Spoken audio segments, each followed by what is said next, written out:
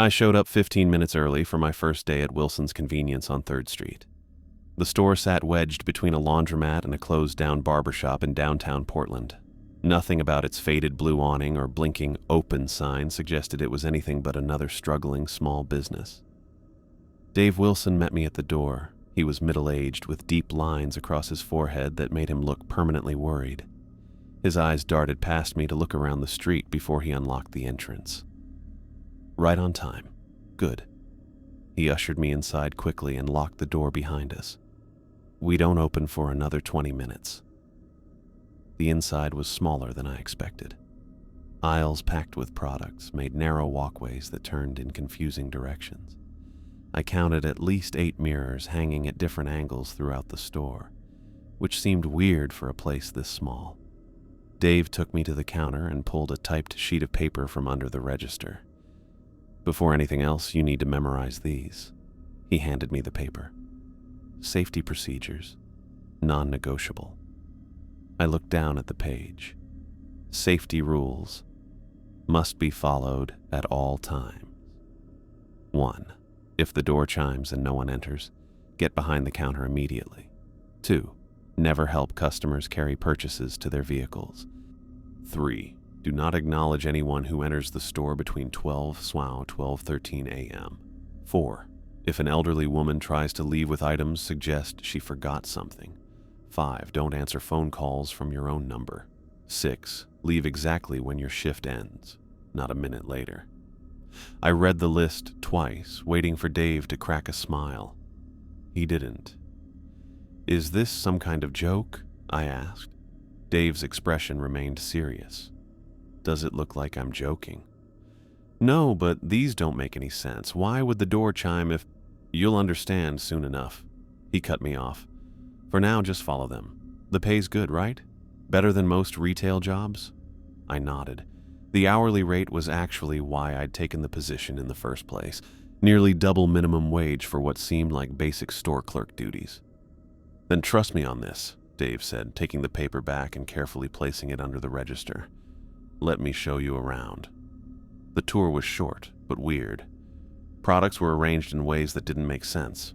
Expensive items were on the bottom shelves, while cheap stuff was at eye level. Some aisles had products I'd never seen before, with brand names I didn't recognize and packaging in languages I couldn't read. What's this? I asked, picking up a jar with a label in what looked like Sanskrit. Dave plucked it from my hand and put it back exactly where it had been. Special order items. Don't move them. By 10 o'clock, we'd opened the store and a few customers had come in.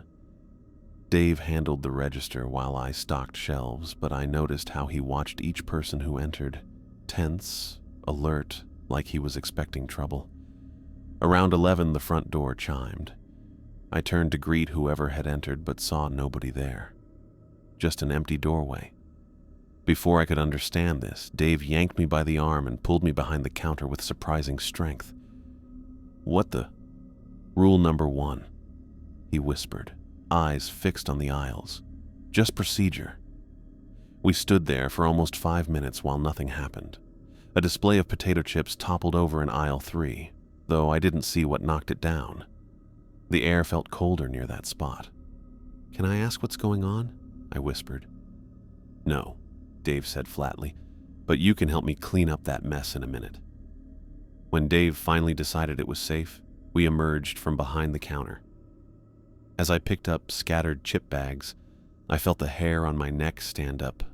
Something felt wrong, like I was being watched by someone I couldn't see. During my lunch break, I sat in the small back room eating a sandwich. Through the half-open door, I watched Dave constantly checking the large corner booth near the window. The booth remained empty all day, but Dave's eyes returned to it every few minutes like he expected someone to be sitting there. The afternoon brought a steady stream of normal customers, though Dave seemed to relax only after each one left. I wondered if he had anxiety issues or if the store had problems with theft. Neither explanation felt right. An hour before closing, an elderly woman with a cane hobbled in. She moved slowly through the aisles, looking at products really carefully. Dave's entire demeanor changed when she entered. His back straightened, his eyes narrowed, and he positioned himself where he could watch her without being obvious. "Can I help you find anything, ma'am?" I offered. "No, thank you, dear," she replied with a warm smile. "I know what I'm looking for." She spent almost the entire hour browsing, eventually purchasing only a small container of tea. Dave kept a close eye on her the entire time, especially as she approached the exit. When the door closed behind her, he exhaled and his shoulders dropped. "Who was that?" I asked. "Regular customer," he said, not elaborating. At exactly 8 p.m., Dave began closing procedures. "First days are always quiet," he told me as he counted the register. He checked his watch with unusual precision. "But remember Rule 6, leave exactly when your shift ends, not a minute later." I nodded, thinking he was being excessive. The rules seemed arbitrary and paranoid, but the day had been strange enough that I didn't feel like arguing. As I gathered my things, I asked, "So, same time tomorrow?" "Yes, not early, not late, exactly on time." Dave looked at me with an intensity that seemed disproportionate to the question. "And Michael, the rules aren't suggestions." I walked out to my car feeling confused. Maybe Dave was just eccentric. Maybe the store had been robbed before. Maybe this was all some weird test for new employees. Before getting in my car, I looked back at the store.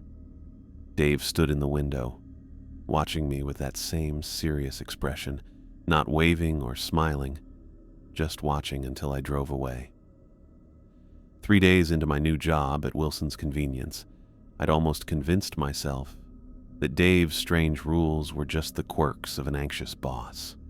The store had been quiet, customers were normal, and nothing out of the ordinary had happened. I was starting to think Dave might just be paranoid. I was on my knees, stocking the bottom shelf with canned soup when the front door chimed.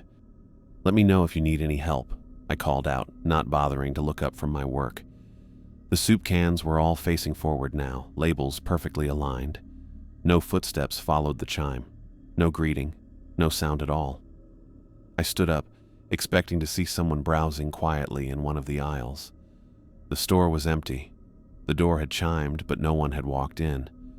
Rule number 1 flashed through my mind. If the door chimes and no one enters, get behind the counter immediately. I felt really nervous as I looked toward Dave, who was already staring at me from across the store, his eyes wide and urgent. He jerked his head toward the counter. I moved quickly, dropping my cart of stock items. Dave met me behind the register, looking really nervous. "What's happening?" I whispered. Dave put a finger to his lips, eyes looking around the empty aisles. The store temperature dropped suddenly. I could see my breath clouding in front of my face. It was warm outside, but in here it was freezing. Something knocked over a display of potato chips in aisle 2, the same aisle where I'd seen a display fall 3 days ago. Cans rolled across the floor. Boxes of cereal tumbled from shelves. Something invisible was moving through the store, leaving a trail of disarray. Cold spots followed its path. I could track its movement by watching where my breath became visible.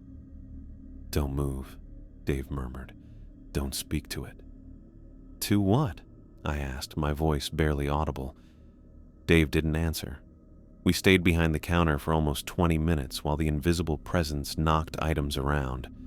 Eventually, the temperature returned to normal, and the store went quiet. Dave let out a long breath. "All clear," he said, stepping out from behind the counter. "Help me clean this up." As we picked up fallen merchandise, I tried again. "What was that?" "That was why we have rule number 1, Dave said, as if it explained everything. He looked at the ceiling, where one of the many mirrors was mounted. "They don't always have a form we can see." I wanted to ask more questions, but Dave's expression told me the conversation was over. The next day, I was running the register when a woman in an expensive-looking pantsuit entered the store. She browsed for only a few minutes before approaching the counter with a single bottle of water and a granola bar. "Will that be all?" I asked, scanning her items.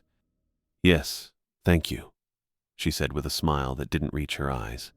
Something about her seemed off.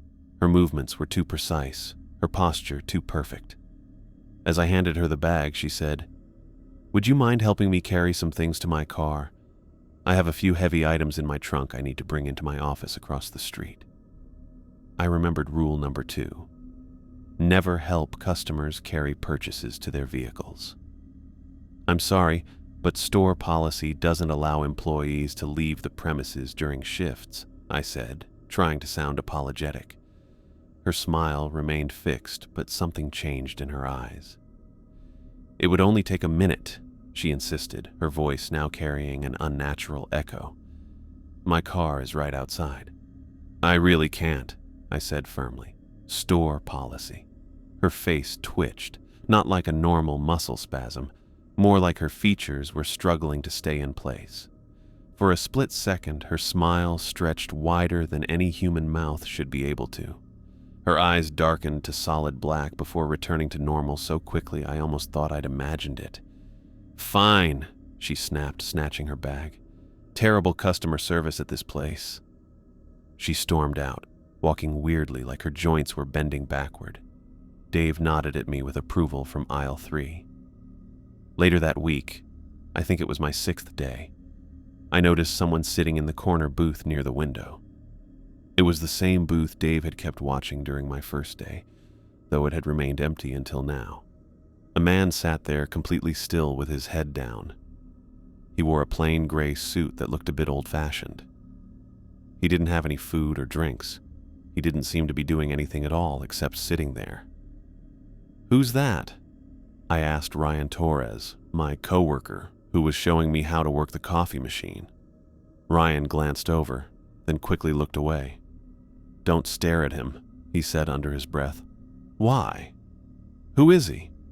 "We don't talk about him," Ryan said, suddenly very interested in cleaning the coffee filters. "And we definitely don't look at him, especially not his eyes." I couldn't help myself. I looked back at the corner booth. The man hadn't moved an inch. Ryan grabbed my arm. "I'm serious, Mike. Never look at corner guy's eyes. Ever." "Corner guy?" I repeated. "Just don't," Ryan insisted. "Dave will tell you more when he thinks you're ready."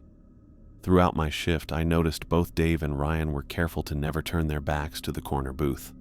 They kept their eyes averted but always seemed aware of exactly where corner guy was. The man never moved, never ordered anything, never acknowledged anyone. He just sat there, head down, motionless. When I got home to my apartment that night, I couldn't stop thinking about everything I'd seen. The invisible presence, the woman with the stretching face, the motionless man in the corner booth.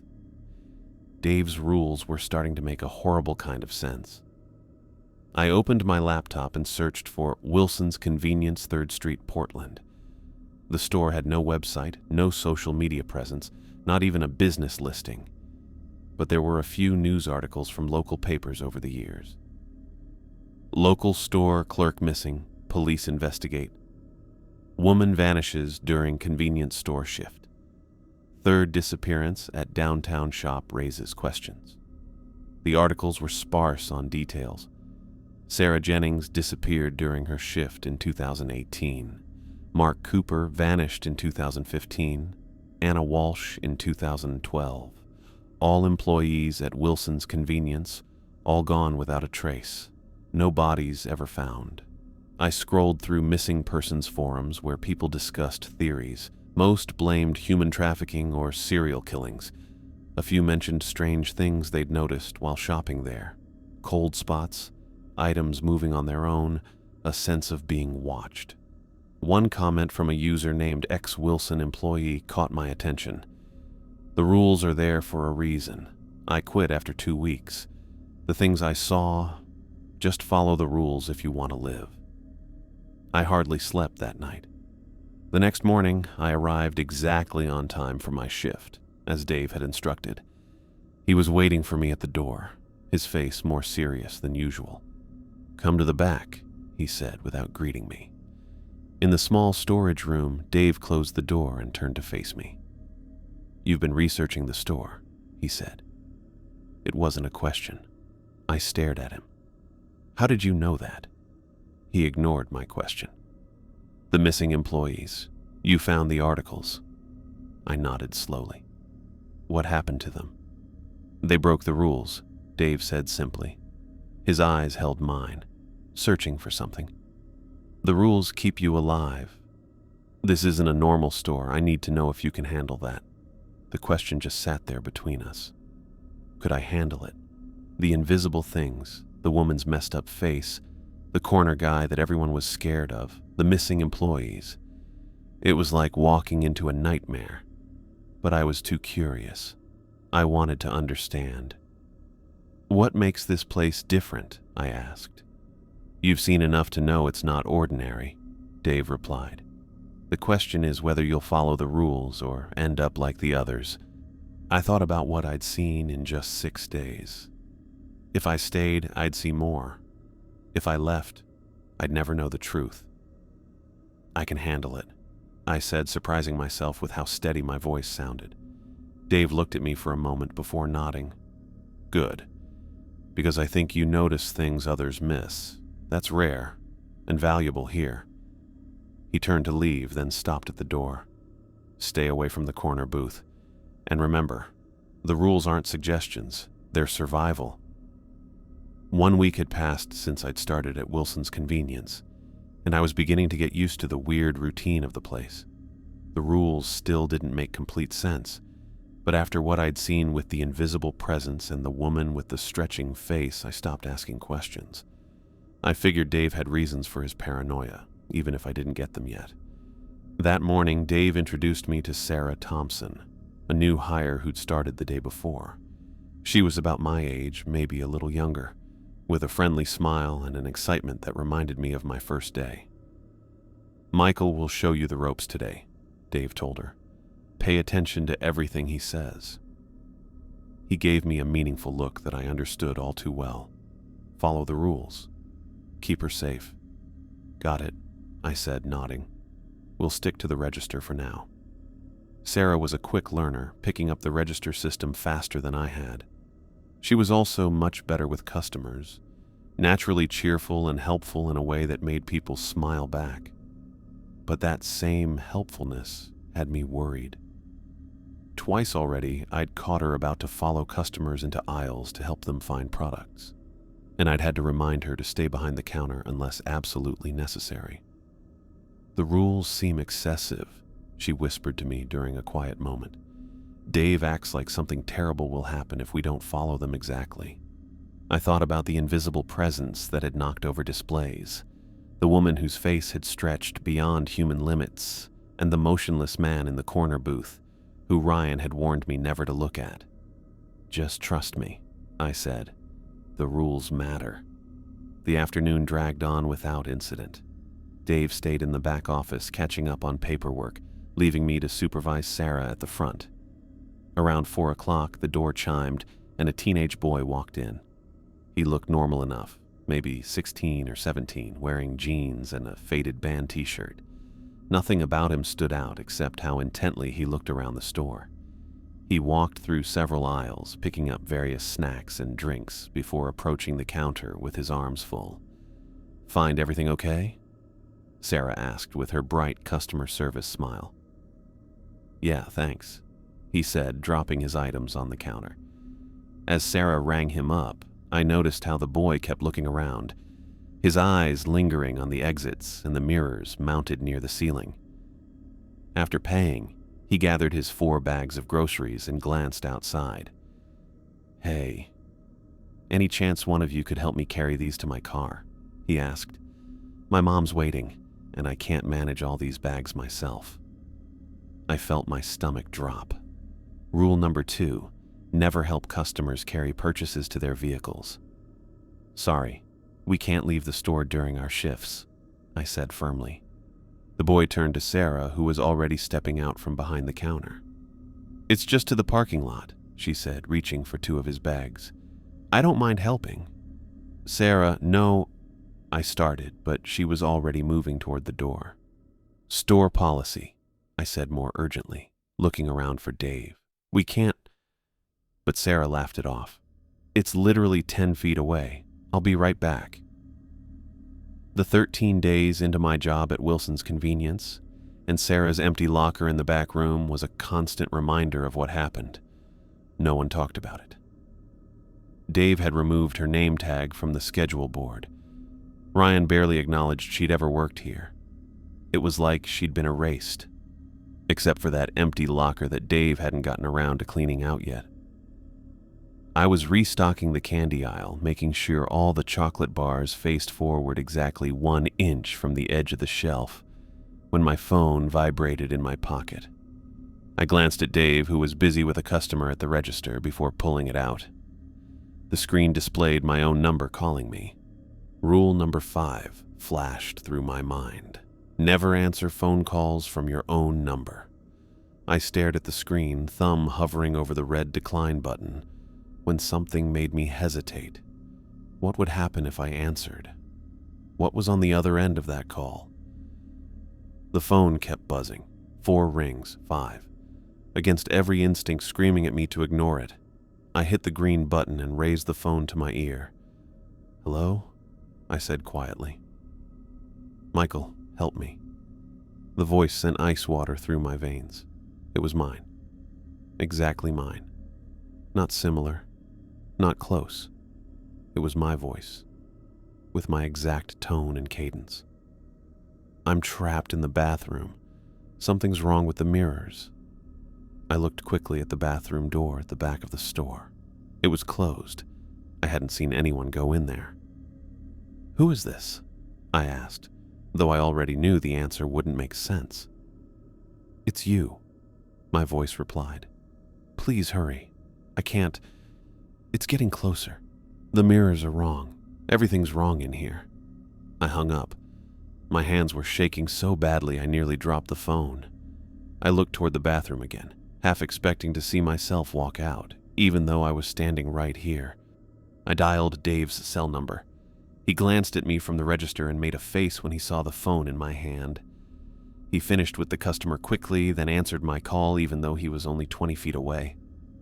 "What's wrong?" he asked, his voice low. "Someone called me from my own number," I said. It sounded exactly like me. Said it was trapped in the bathroom." Dave's face hardened. "Stay where you are. Don't move. I'll be right back." He disappeared into the back office, returning moments later with a black cloth bag. Whatever was inside was oddly shaped, bulky in some places, with straight edges in others. Dave held it as he came over to me. "Go to the counter," he ordered. "Stay there. Don't come back no matter what you hear. Understand?"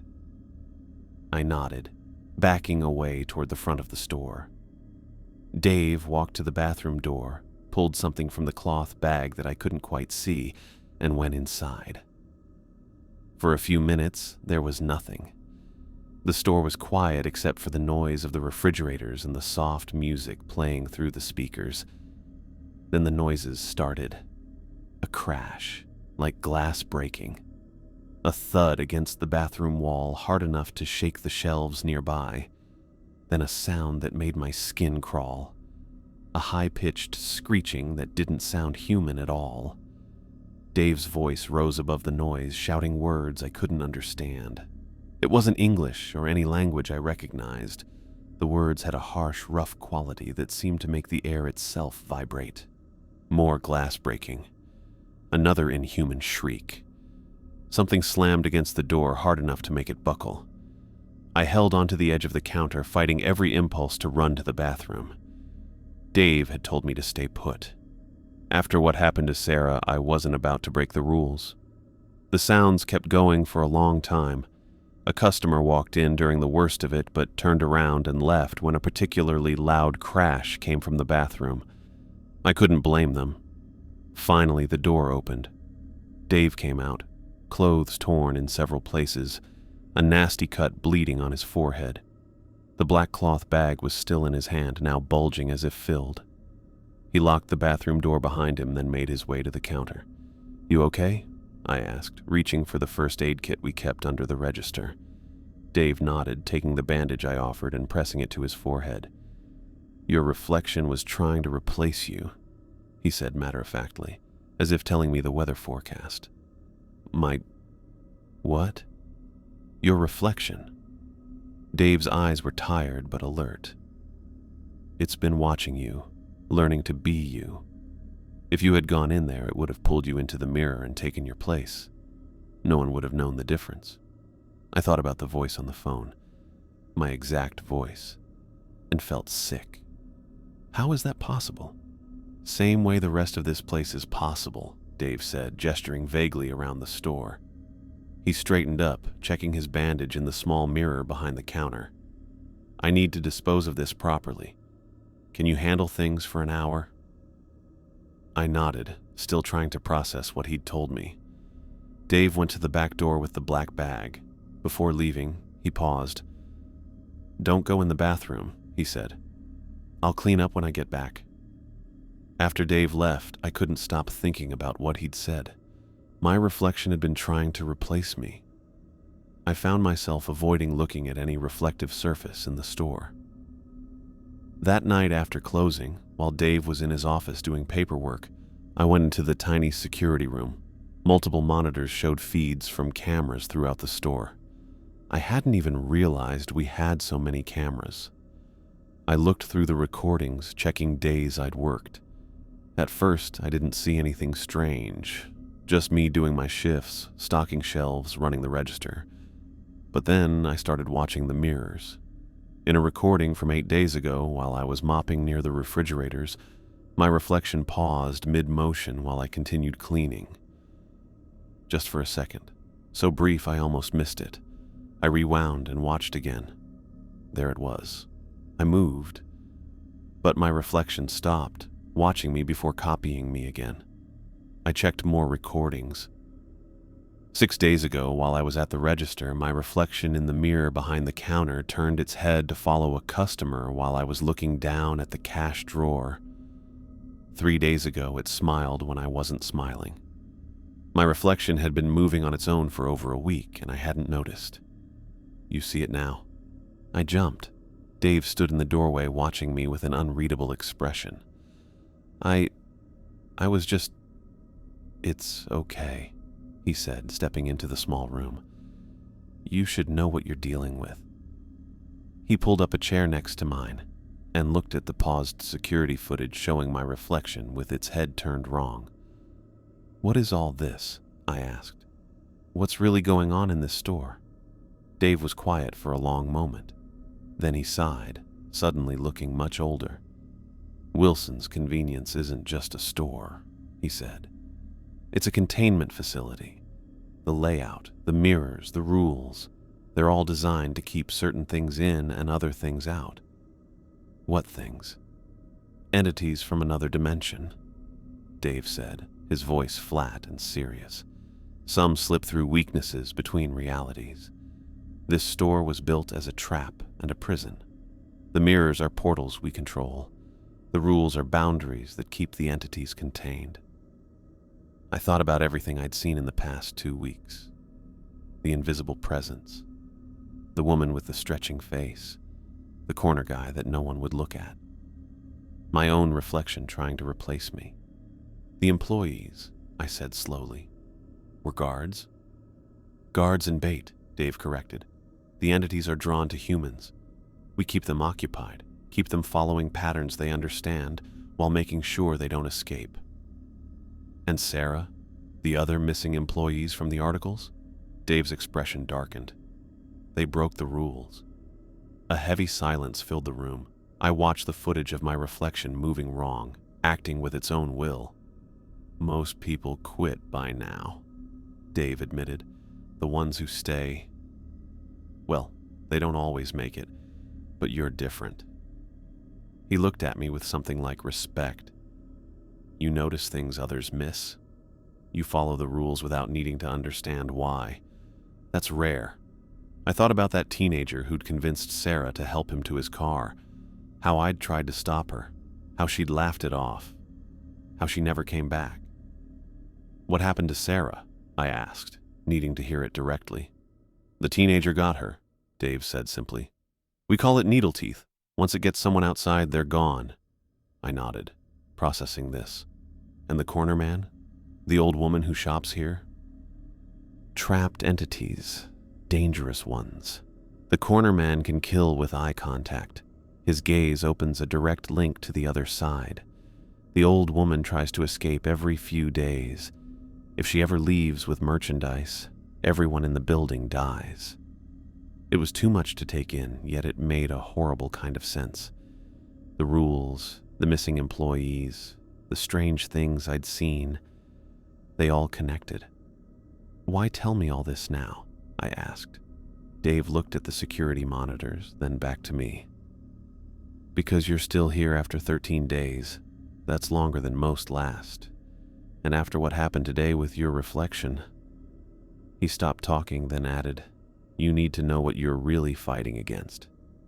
I arrived at the store the next morning with a strange mix of worry and curiosity. After learning the truth about Wilson's convenience, that it was actually a containment facility for interdimensional entities, I half expected to find even more scary things waiting, but nothing could have prepared me for what I found when I unlocked the front door. Dave lay on the floor behind the counter, blood collecting beneath him. His breathing came in shallow gasps, his shirt torn and soaked red. Deep cuts marked his arms and chest. Dave! I dropped my backpack and rushed to his side. What happened? Do you need an ambulance? He grabbed my wrist with surprising strength. No hospitals, he said through gritted teeth. Get the kit. Back office. Red cabinet. I ran to the office, found the metal cabinet marked with a faded red cross, and yanked it open. Inside wasn't a normal first aid kit, but what looked like military-grade medical supplies. Pressure bandages, surgical staples, antiseptic solutions, even what appeared to be blood bags. I grabbed everything I could carry and hurried back to Dave. What did this to you? I asked as I helped him sit up against the counter. Dave winced as I applied pressure to the worst wound on his chest. Corner man, he managed. Raised his head last night during inventory. A chill ran through me. Ryan had warned me never to look at the corner man's eyes, and now I understood why.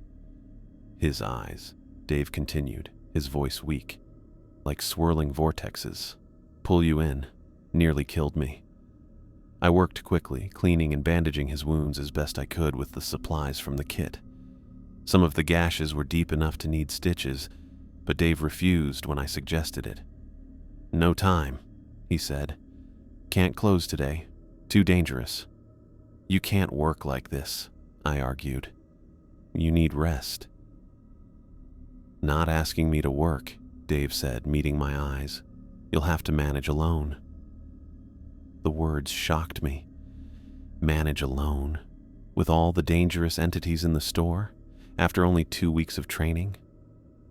I can't, I started. No choice, Dave cut me off. Help me to the office. I'll monitor from there if I can stay conscious. I half-carried Dave to the back office, setting him up on the small cot he kept there. He looked terrible, pale and sweating, his bandages already showing spots of fresh blood. Listen carefully, he said, gripping my arm again. Today will be worse than normal. The barriers weaken when I'm injured. They'll test you, all of them. What should I do? Remember the rules. Trust your instincts. His eyes started to close, then snapped open again. And, Michael, don't die. With those comforting words, Dave passed out. I felt his pulse, fast but steady. He was alive, at least. I went back to the front, looking at what I had to deal with. The store needed to open in 15 minutes. I was the only employee scheduled today. And according to Dave, the scary things trapped here would be more active than usual. Great. I cleaned up the blood from the floor, restocked the register, and turned on the lights. At exactly 10:02 a.m., I flipped the sign to open and unlocked the door. For the first hour, things seemed fine. A few regular customers came in for coffee and newspapers. None of them noticed anything weird, though I kept looking toward the corner booth, which stayed empty. The corner man usually didn't show up until later in the day. Around 11, the door chimed. I looked up expecting a customer, but no one came in. Rule number 1. If the door chimes and no one comes in, get behind the counter right away. I ran behind the counter just as it got cold. I could see my breath in front of my face. The invisible thing was back, and this time it seemed mad. Displays fell over harder than before. Glass broke as refrigerator doors slammed open and closed. A shelf of canned goods crashed to the floor. I stayed put, remembering Dave's warning not to move or speak to it. After about 10 minutes, it got warm again. The mess was still there, though. I had just started cleaning up when the bell chimed again. This time, a man in a business suit walked in. He looked around for a few minutes before coming to the counter with a bottle of water. "Rough morning?" he asked, nodding at the mess I was still cleaning up. "You could say that," I replied, ringing up his purchase. "Listen," he said, leaning in. "My car broke down just outside. Battery's dead. Any chance you could help me jumpstart it? I've got cables." Rule number 2. Never help customers carry purchases to their vehicles. "Sorry, store policy. I can't leave the building during my shift." His expression darkened. "It would only take a minute. My office is expecting me." "I can call a tow truck for you," I offered. The man's face twitched, his features momentarily blurring like a bad TV signal. "Just come outside," he said, his voice taking on that same unnatural echo I'd heard from the woman in the pantsuit. "Help me with my car." "I can't do that, sir." His eyes flashed solid black for an instant. With an angry hiss, he snatched his water bottle and rushed out, his movements stiff and wrong. I watched him go, feeling scared. One threat down, but the day was just beginning. By noon, the corner man had appeared in his usual booth. He sat with his head bowed, hands flat on the table. But something felt different about him today. There was something off, like you can tell when bad weather is coming. I made sure to keep my back to the wall and my eyes away from the booth as I worked. Even so, I could feel him watching me, making me uncomfortable. The next few hours brought a steady stream of customers, interspersed with more attempts to lure me outside. A delivery person claimed they needed a signature.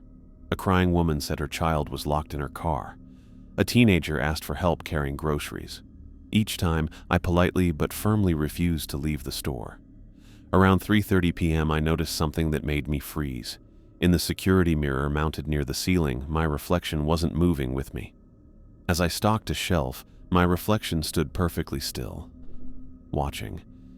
When I moved to another aisle, it followed. Not mirroring my actions, but moving independently, always keeping its eyes on me. I checked the other mirrors. In every reflective surface, my doppelganger watched, sometimes smiling when I wasn't, sometimes placing its hands against the glass as if testing the barrier. That's when I saw her, the elderly woman with a cane who Dave had watched so carefully during my first day. She shuffled through the aisles, placing items in her basket: tea, crackers, canned soup. Normal purchases that didn't match how nervous I felt watching her. I remembered rule number 3. If an elderly woman tries to leave with items, suggest she forgot something. The woman made her way to the counter, paid for her items, and headed toward the exit. Just as she reached for the door, I called out, "Ma'am, I think you forgot something." She stopped, turning slowly. Did I? Her voice sounded normal, but her eyes had a sharpness that belied her frail appearance. "Yes," I said firmly. "Please check your receipt." For a moment, she just stared at me. Then her expression changed. Her face twisted with anger, her skin turning a grayish color, her eyes going dark. "Let me leave," she demanded, her voice now layered with inhuman tones. "You forgot something," I repeated, not backing down. "You can't leave yet." She screamed in anger and hit her cane on the floor so hard it cracked the tile, but she didn't come at me. Instead, she walked back to the aisles, mumbling in what sounded like several languages at once. Crisis avoided. but I still couldn't relax. I felt something cold up my spine. I slowly realized something had changed in the corner booth. Even though I knew better, I looked that way.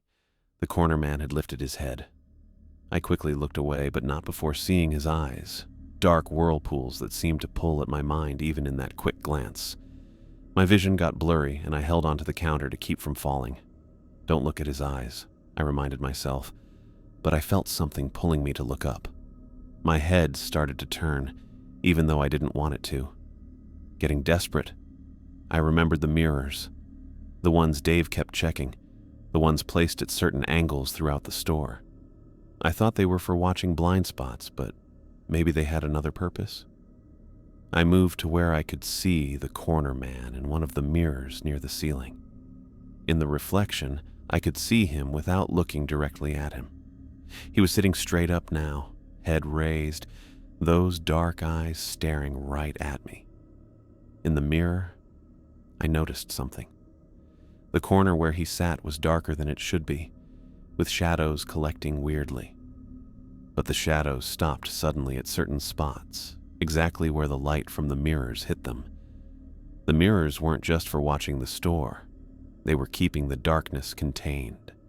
I moved more mirrors to shine reflected light onto the corner booth. Each time I did this, the corner man seemed to get smaller, with the shadows backing away. I heard a crash from the front of the store.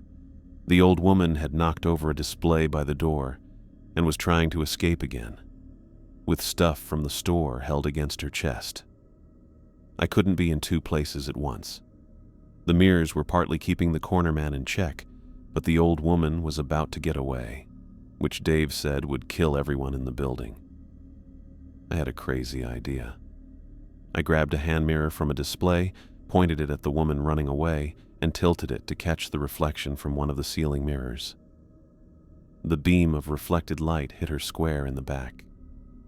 She stopped mid-step, screaming in pain as her skin smoked where the light touched it.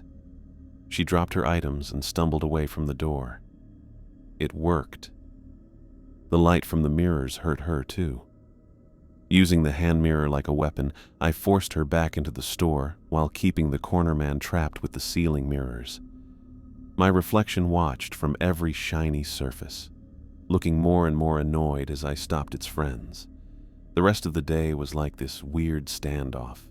I used the mirrors to keep the creatures away while helping the few normal customers who came in. By closing time at 8 p.m., I was worn out, but still alive. I locked the door with shaky hands, then went to the back office. Dave was awake, watching the security monitors with a mix of pain and surprise on his face. "You figured out the mirrors," he said as I collapsed into a chair. "Had to," I replied. "Everything happened at once. The invisible thing, people trying to get me outside, my reflection, the old woman, and the corner man all decided today was the day." Dave nodded. "I told you the barriers weaken when I'm injured." He moved, wincing at the movement. "But you handled it. All of it. Barely. No. You did well." He studied me with new respect. "Most people wouldn't have lasted 10 minutes alone today. You made it through a full shift." I thought about the last 2 weeks, all the strange things I'd seen, the rules I'd followed without fully understanding why, the creeping realization that Wilson's Convenience was something far beyond a normal store. "What is this place really, Dave? You said it's a containment facility, but there's more to it, isn't there?" Dave was quiet for a long moment. Then he sighed. "Wilson's isn't just a containment facility," he said. "It's a prison for beings that don't belong in our reality. The layout, the mirrors, the rules. They're all designed to keep them trapped here where they can't hurt people outside." "But why a convenience store? Why not some government facility with armed guards?" "Because it has to look normal. These entities are drawn to places where reality is thin, where they can feed on human energy without being detected. A store provides what they need, regular human traffic, emotions, life force, while keeping them contained. And the manager's job?" Dave looked me directly in the eyes. "To train their replacement." The The words hung in the air between us. People who can perceive these entities are rare, Dave continued. People who can handle them are even rarer. In the 15 years I've managed this store, I've hired dozens of employees. Most quit within days. Some broke the rules and didn't survive. You're the first to make it 2 weeks. So what happens now? I asked, though I suspected I knew the answer. Now, I offer you a choice. Dave reached into his pocket and pulled out a set of keys. Take over as manager, or walk away and never come back. I won't blame you if you choose the second option. This job, it changes you. You'll never see the world the same way again. I thought about Sarah, about the other employees who had disappeared over the years, about the corner man's spinning eyes and the old woman's anger, about my reflection watching me from the mirrors.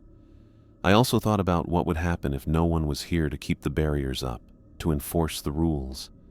How many people would die if these things escaped? I'll do it, I said, taking the keys from Dave's outstretched hand. I'll be the manager. Dave looked clearly relieved. You'll need training. There's so much more you need to learn about what's really happening here. But you've got the instincts for it. You see things others miss. With the keys to Wilson's convenience now mine, I understood that my life would never be normal again.